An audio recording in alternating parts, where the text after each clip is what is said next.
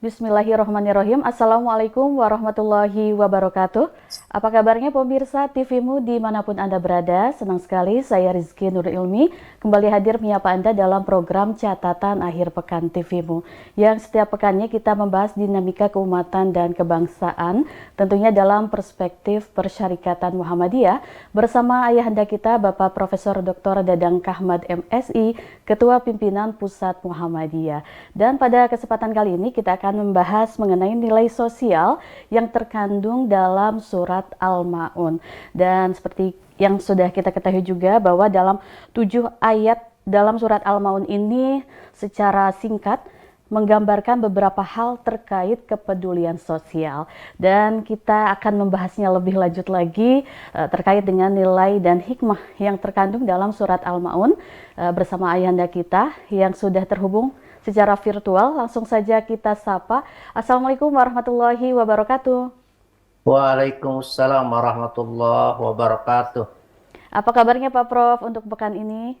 Alhamdulillah sehat walafiat, baru pulang dari Jakarta. Alhamdulillah, ternyata baru selesai kegiatan juga dari Hmm. Jakarta ya Pak Prof. Ya, ya, betul. Baik, Pak Prof, terkait juga tadi kepedulian sosial sesuai dengan tema kita, nilai nilai yang terkandung dalam surat Al-Ma'un begitu, yang juga sama halnya yang digaungkan oleh Muhammadiyah.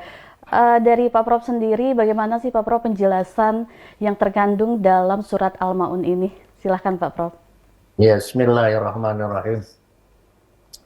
Assalamualaikum warahmatullahi wabarakatuh. Para pemirsa yang dirahmati Allah, Alhamdulillah kita bisa berjumpa lagi dalam acara catatan akhir pekan dari televisi Muhammadiyah.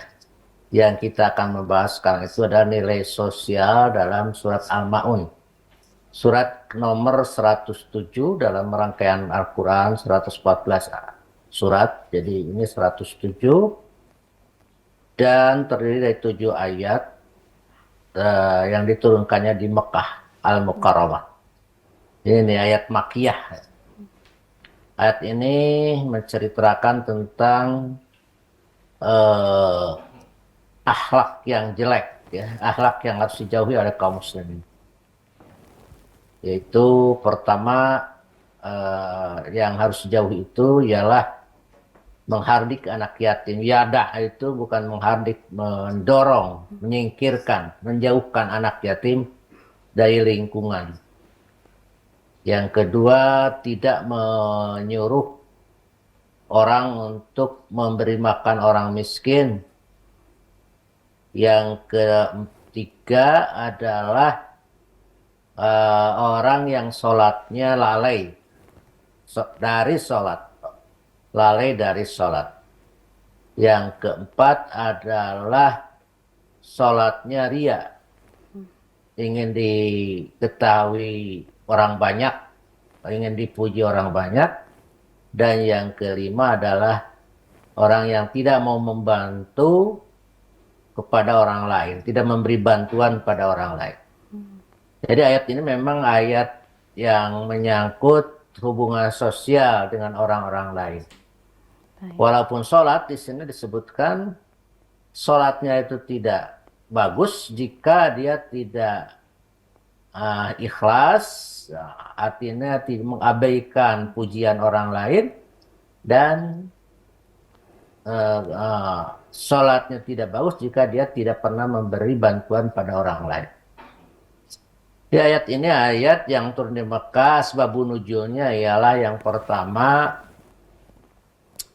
waktu Nabi di kota Mekah itu orang-orang Quraisy, para bangsawan Quraisy suka menyembelih onta.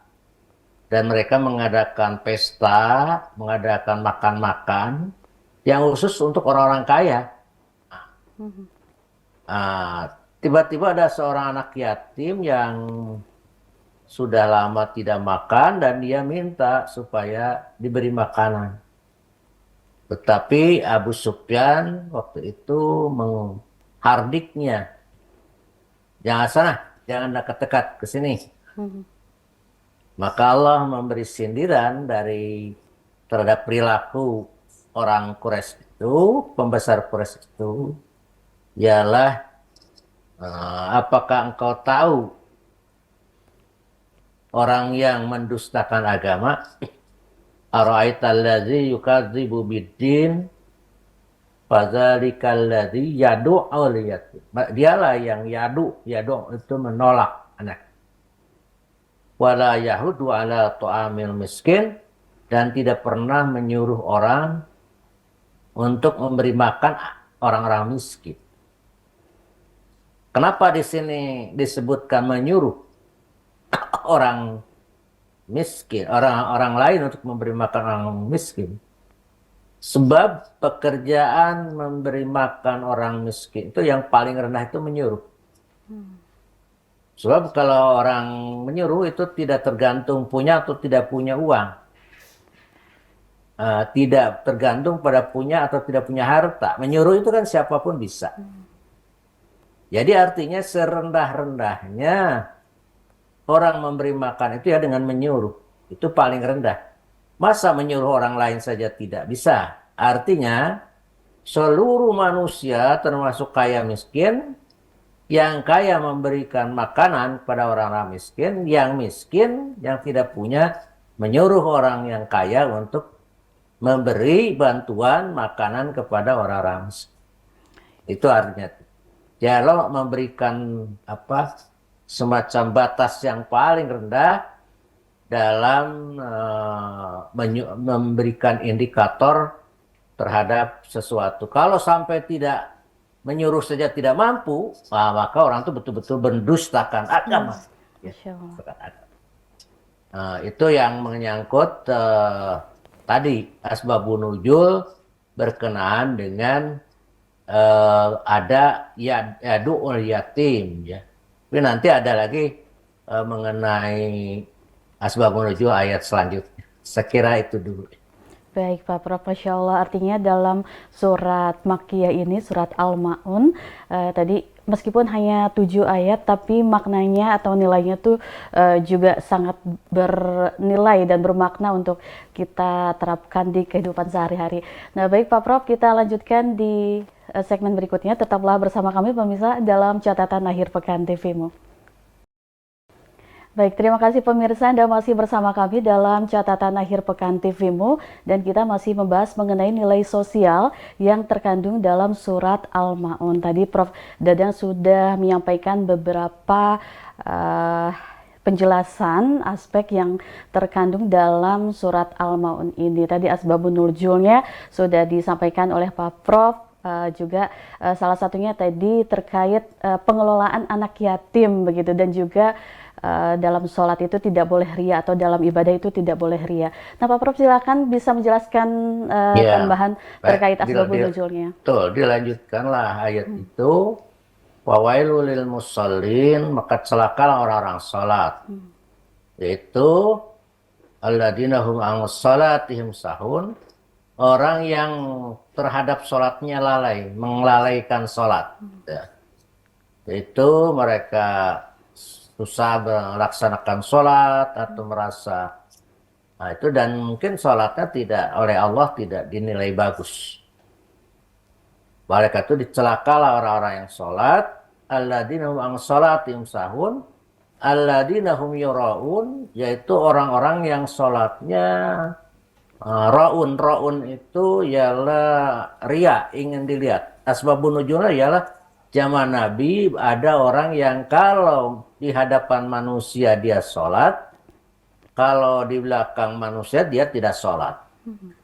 Di sholatnya ingin dipuji, seperti halnya sekarang banyak orang untuk supaya dapat disebut orang beriman dia sholat, atau disebut orang yang kaum santri dia sholat, atau sudah lalu tidak lagi sholat. Walam yang kedua, orang yang fawailus itu ialah orang yang tidak memberi bantuan kepada orang lain. Jadi mafhum mukhalafahnya, sholat yang baik itu ialah sholat yang tidak lalai, sholat yang tidak ria tapi ikhlas, dan orang sholat tapi memberi bantuan pada orang lain. Itu yang disebut sholat yang baik. Al-Maun inilah yang menjadi inspirasi bagi Ki Hajar Dahlan, bagi orang-orang Muhammadiyah untuk selalu menebar kebaikan, selalu memberikan manfaat kepada kehidupan. Ya, tidak hanya kalau anak yatim itu didirikanlah panti-panti asuhan, ya. Saya kira sangat banyak panti asuhan ribuan di Indonesia ini yang didirikan oleh Muhammadiyah dan maupun oleh bukan orang-orang Muhammadiyah. Yang kedua, juga mereka memberikan panti jompo, mendirikan panti jompo untuk orang miskin dan penyaluran melalui pemberdayaan masyarakat, ya. Majelis Pemberdayaan Masyarakat juga di sana termasuk memberdayakan petani kecil dan nelayan, dan juga mereka menolong orang-orang yang hidup marginal atau orang-orang yang tidak punya sangat miskin, ya. Mereka selalu memperhatikan itu, termasuk secara individu. Orang-orang Muhammadiyah juga senang untuk memberi bantuan, ya. In natura, makanan-makanan dan lain maupun bantuan-bantuan kesehatan bagi orang miskin. Baik. Secara organisasi pun begitu, ya. Orang Muhammadiyah sendiri mendirikanlah mungkin yang disebut dengan Majelis MPS, ya. Majelis Sosial, seperti MPKU, MPS itu bagian dari itu, ya. Lalu yang selanjutnya juga Muhammadiyah itu kan memberikan bimbingan ibadah, tata cara sholat yang baik dalam majlis tarji dan lain sebagainya. Terus juga selanjutnya mungkin Al-Ma'un itu kan sebagai sebuah syarat dari diterimanya sholat, ya kita membantu orang. Tidak bagus seseorang yang sholatnya sangat tekun tapi dia tidak peduli pada orang sekitar, tidak peduli pada tetangga yang kekurangan, tidak peduli pada orang-orang yang memerlukan. Oleh karena itu Muhammadiyah itu menjadi satu gerakan filantropi yang sangat luar biasa melalui Lajismu, MDMC, ya.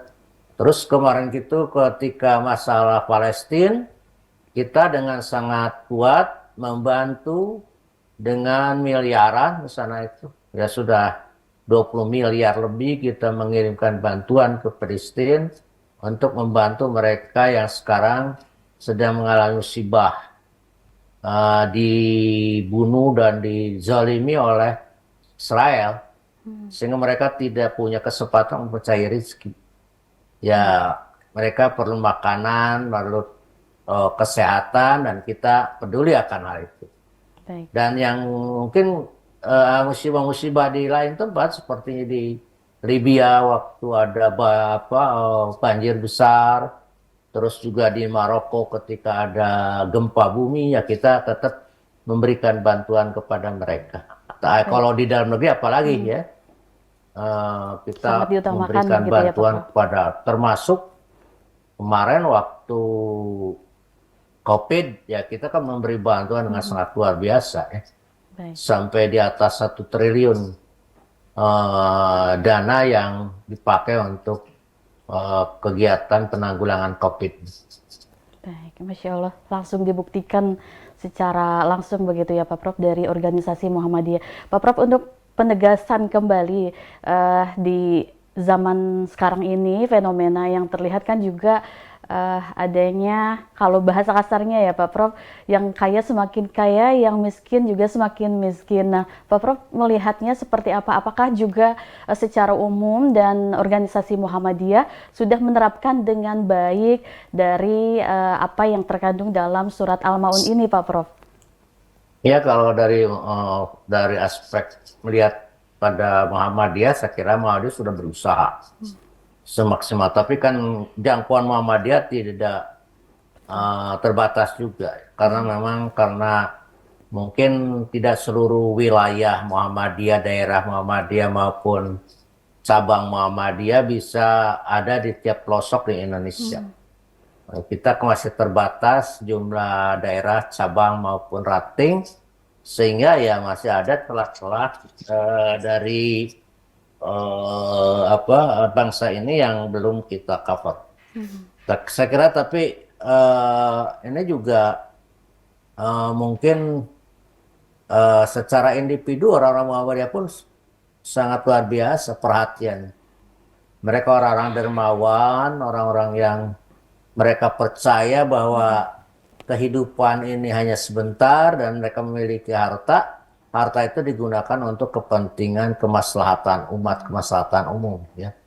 Sehingga jadi Muhammadiyah secara pribadi maupun individu mereka sangat kompak untuk menolong sesama manusia.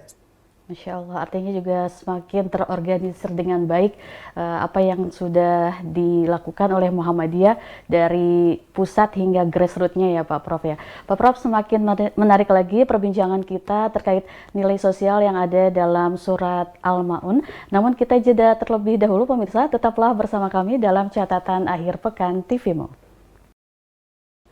Terima kasih pemirsa, Anda masih bersama kami dalam program Catatan Akhir Pekan TVMO dan kita sudah memasuki di segmen terakhir. Nah, Pak Prof bisa menjelaskan kembali sebetulnya apa sih yang pada saat ini di zaman sekarang kita dalam memaknai surat Al-Ma'un ini Pak Prof agar lebih memajukan lagi bangsa Indonesia dan sejahtera lagi tadi khususnya termasuk dalam pengelolaan anak yatim Pak Prof, silakan. Ya, saya kira ini peran negara itu penting ya dalam merealisasikan surat Al-Maun. Apalagi dalam Undang-Undang Dasar 45 itu disebutkan orang miskin dan anak-anak terlantar itu dipelihara oleh negara. Artinya dipelihara itu negara itu harus inaktif, sangat memperhatikan kepada orang miskin. Itu tidak hanya berupa santunan BLT, tetapi dipikirkan secara luas bagaimana membangun masyarakat grassroots ini menjadi masyarakat yang berdaya. Itu kebijakan-kebijakan yang populis oleh masa. Sekarang itu kan pemerintah kita itu terlalu melihat pada ekonomi makro. Jadi dia itu pokoknya secara makro ekonomi bagus, ekspor impor, terus saham maju, lalu juga investor masuk ke sangat besar, gitu, ditandai dengan beberapa indikator. Lalu dibuatlah semacam infrastruktur jalan dan sebagainya. Dia tidak memperhatikan terhadap kehidupan anak-orang miskin, orang kecil. Dan ekonomi masyarakat itu terus terang saja sekarang itu tidak jalan dengan baik. UMKM itu tidak bagus ya jalannya. Dan karena tidak diayomi oleh pemerintah, tidak ada keberpihakan yang sangat serius dari pemerintah. Terus seperti ini, umpamanya kalau zaman dulu itu maka memperhatikan ekonomi rakyat itu dengan menaikkan gaji-gaji dari yang berpenghasilan tetap, ya seperti PNS itu. BUMN itu gajinya dinaikkan tiap tahun. Itu karena mereka belanjanya pasti pada masyarakat-masyarakat sekitarnya. Belanja itu biasanya orang punya penghasilan tetap itu lebih antusias belanja dibandingkan dengan orang-orang yang tidak punya penghasilan tetap dan tidak punya orang-orang yang bekerja di sektor yang lain, ya, umpamanya pengusaha. Oleh karena itu, sekarang hampir dari 2014 sampai sekarang itu kenaikan gaji itu tidak ada, hanya mereka diberi kompensasi gaji ke-13 dan gaji ke-14 atau hadiah lebaran. Ini tidak menolong untuk kontinuitas terjadinya perkembangan sektor ekonomi di masyarakat. Saya tidak tahu. Lalu pemerintah mengadakan santunan BLT kayak begitu, terus beras itu tidak menolong. Masyarakat tuh banyak yang tidak terdapat kebagian beras BLT, tidak kebagian uang BLT. Jadi ini makin jauh ketimpangan. Sementara yang sudah kaya diberi fasilitas dengan leluasa, konsesi hutan dan lain sebagainya, sudah mereka makin kaya. Uangnya tertumpuk di bank, tertumpuk di investasi yang kemungkinan investasinya pun tidak menyentuh rakyat, tapi investasinya berupa properti, mall-mall yang itu hanya untuk diperuntukkan bagi orang-orang yang kelas menengah atas, bukan kelas menengah bawah. Saya kira ini Al-Ma'unah perlu diperhatikan oleh semua. Dan Muhammadiyah harus memberikan perhatian yang lebih ya terhadap pelaksanaan Al-Ma'unah. Karena ini Al-Ma'unah ini merupakan satu teologi rujukan dari organisasi kita, Yayasan Muhammadiyah. Sehingga nanti mungkin dalam pendidikan, dalam kesehatan kita menjadi contoh. Tapi ini dalam dunia filantropi kan belum kuat ya, tetapi itu sudah menjadikan perhatian orang pada kita.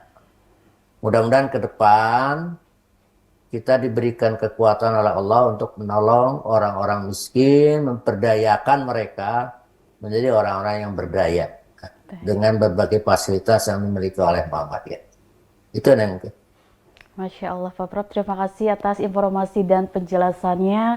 Tadi sudah banyak sekali yang Pak Prof jelaskan terkait nilai-nilai yang terkandung dalam nilai sosial yang terkandung dalam surat Al-Ma'un, khususnya tadi tentang kemanusiaan juga dan kepedulian sosial. Karena sejatinya memang tidak hanya pemerintah saja begitu, namun juga dari stakeholder terkait ataupun organisasi lainnya, khususnya juga nih utamanya Muhammadiyah sebagai organisasi terbesar organisasi Islam terbesar di Indonesia yang sampai saat ini sudah masuk abad kedua, terus melakukan kebaikan-kebaikannya melalui pendidikan, juga kemanusiaan dan juga sosial tentunya yang tadi juga sudah Pak Prof sampaikan. Dan sebagai poinnya ataupun kesimpulannya itu memang Allah dalam surat Al-Maun ini tengah menyadarkan kita bahwa ritual ibadah kepada Allah tidak ada artinya apabila tidak direalisasikan dalam wujud kesadaran manusia atau kepedulian sosial tadi. Pak Prof, sekali lagi terima kasih atas informasi dan penjelasannya pada kesempatan kali ini. Semoga juga bisa terrealisasikan dan pesan-pesan yang Pak Prof sampaikan bisa langsung begitu ya, mengena kepada pemerintah dan juga kepada para stakeholder terkait tentang juga kemanusiaan dan kepedulian sosial ini. Sekali lagi terima kasih juga kepada para pemirsa yang sudah menyaksikan catatan akhir pekan TV-mu. Terima kasih. Wassalamualaikum warahmatullahi wabarakatuh. Waalaikumsalam warahmatullahi wabarakatuh.